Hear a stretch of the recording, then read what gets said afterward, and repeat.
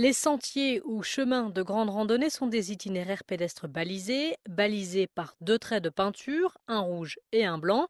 Le rouge, c'est la marque des bûcherons et le blanc, c'est le choix d'une couleur qui ressort bien notamment au crépuscule.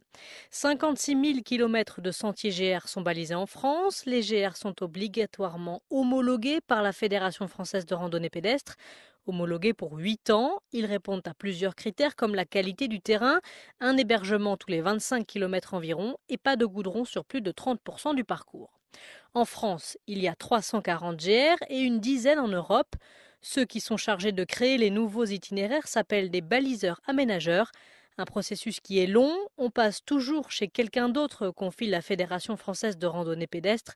Chaque lieu public ou privé traversé nécessite la signature d'une autorisation de passage.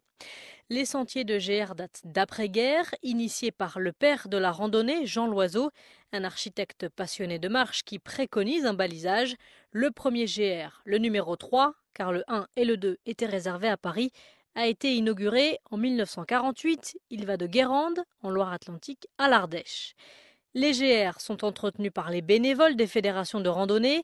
Dès que le printemps revient, ils sont environ 8 000 à parcourir les sentiers pour élaguer et vérifier qu'il n'y a pas de défaut de balisage. Et lorsque les sentiers traversent les zones protégées, l'entretien se fait en partenariat avec les autorités locales. C'est le cas du GR 20 où 4 touristes ont trouvé la mort cette semaine. Le mythique sentier traverse la Corse sur 200 km. Son surnom, le plus difficile des GR, un randonneur sur deux abandonne en chemin selon la Fédération française de montagne et d'escalade. L'accident a eu lieu au Cirque de la Solitude, canyon du parc naturel de Corse. C'est un passage très pointu, très technique, explique la Fédération française de randonnée.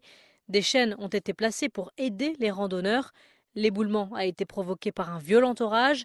L'enquête déterminera si les personnes ont pris des risques en partant avec un temps incertain ou si elles étaient au mauvais endroit au mauvais moment.